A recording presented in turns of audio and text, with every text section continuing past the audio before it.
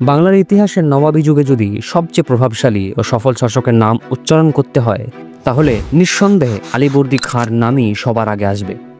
তিনি শুধু বাংলার সিংহাসনেই বসেননি, বরং বিহার ও উড়িষ্যা মিলিয়ে সমগ্র পূর্ব ভারতের শাসক হয়ে উঠেছিলেন।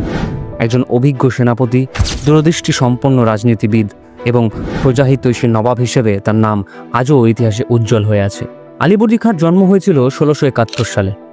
তার আসল নাম ছিল মির্জা মোহাম্মদ আলী। তিনি ছিলেন একজন সম্ভ্রান্ত পরিবারে জন্মগ্রহণকারী, যাদের বংশ পরিচয় আরব ভূমির সঙ্গে যুক্ত। তাদের পরিবার মুঘল দরবারের সঙ্গে দীর্ঘদিন যুক্ত ছিল। ছোটবেলা থেকেই আলীবর্দী ছিলেন বুদ্ধিমান, শৃঙ্খলা পরায়ণ এবং উচ্চাভিলাষী। যুদ্ধবিদ্যা, অশ্বারোহণ, অস্ত্রচালনা, আরবি ও ফার্সি ভাষার চর্চা সবকিছুতেই তিনি প্রশিক্ষণ নেন। ফলে তরুণ বয়সেই তিনি ছিলেন আত্মবিশ্বাসী এবং একদিন বড় কিছু করার সংকল্পে দৃঢ় প্রতিজ্ঞ। তার কর্মজীবন শুরু হয় মুঘল সাম্রাজ্যের সেনাবাহিনীতে। প্রাথমিক পর্যায়ে তিনি একজন সৈন্য হিসেবে যোগ দিলেও নিজের যোগ্যতা দিয়ে দ্রুত উপরে উঠতে থাকেন।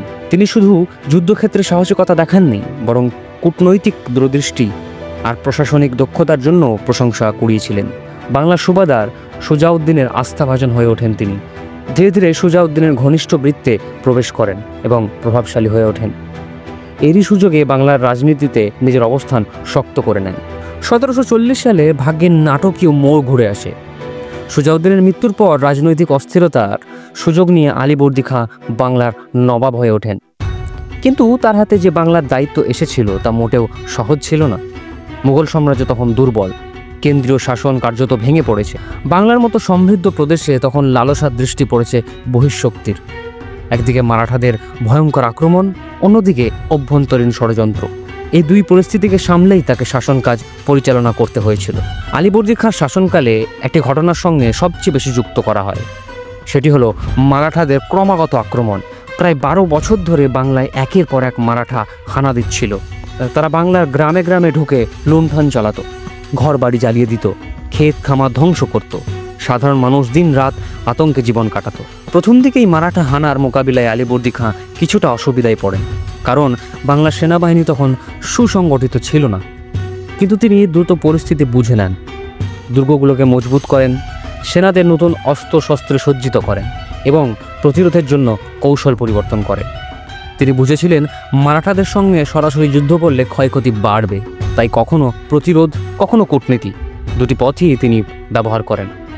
অবশেষে তিনি শান্তি চুক্তির মাধ্যমে বাংলার উপর থেকে মারাঠাদের আক্রমণের বোঝা কমিয়ে আনতে সক্ষম হন। ইতিহাস তাকে এই জন্য বাংলার রক্ষক নবাব হিসেবে অভিহিত করেছে। মুর্শিদাবাদের রাজপ্রাসাদ ও আশেপাশের অঞ্চল তার শাসনামলে সমৃদ্ধির প্রতীক হয়ে ওঠে। আলীবর্দী খাঁর পারিবারিক জীবনও ইতিহাসে বিশেষভাবে আলোচিত। তার 3 কন্যা ছিল: ঘসেটি বেগম, আমেনা বেগম ও শাহিদা বেগম।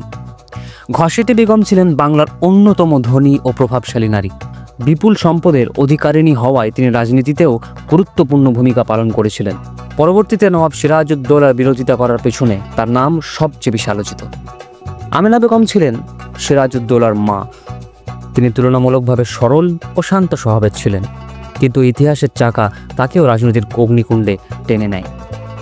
শাহিদা বেগম তুলনামূলক কম আলোচিত হলেও আলীবর্দী খাঁর 3 কন্যায় নবাবী যুগের রাজনীতিতে প্রত্যক্ষ বা পরোক্ষভাবে প্রভাব ফেলেছিলেন। আলীবর্দী খাঁর সবচেয়ে প্রিয় নাতি ছিলেন সিরাজউদ্দৌলা।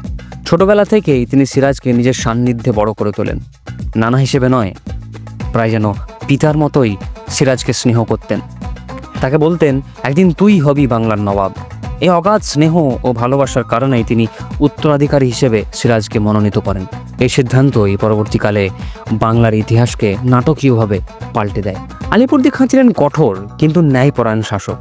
তিনি ধর্মভীরু মুসলমান ছিলেন, তবে অন্য ধর্মের প্রতিও সহনশীলতা ছিল।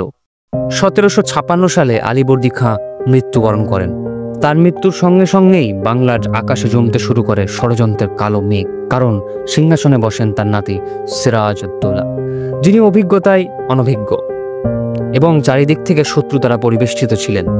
আলীবর্দী খাঁর মৃত্যুর পর নবাবী যুগে যে স্থিতিশীলতা ছিল তা ভেঙে পড়ে এবং ধীরে ধীরে বাংলা পতনের দিকে এগিয়ে যায়। তবে আলীবর্দী খাঁ আজও ইতিহাসে স্মরণীয় হয়ে আছেন। তিনি প্রমাণ করেছিলেন যে একজন দূরদর্শী, সাহসী ও প্রজাহিতৈষী শাসক হলে যে কোনো দুর্যোগ সামলানো সম্ভব। তার রেখে যাওয়া ঐতিহ্যই পরবর্তীতে বাংলার ইতিহাসের জন্য শিক্ষণীয় হয়ে ওঠে। তো বন্ধুরা, কেমন লাগলো আমাদের আজকের এই এপিসোডটি? পরবর্তী এপিসোডে আমরা আলোচনা করব ইতিহাসের পাতায় সবচেয়ে বেশি আলোচিত এবং আমাদের সবচেয়ে প্রিয় নাম নবাব সিরাজউদ্দৌলাকে নিয়ে। পরের এপিসোডটি দেখতে হলে ফলো বাটনে ক্লিক করুন। ততক্ষণের জন্য ধন্যবাদ।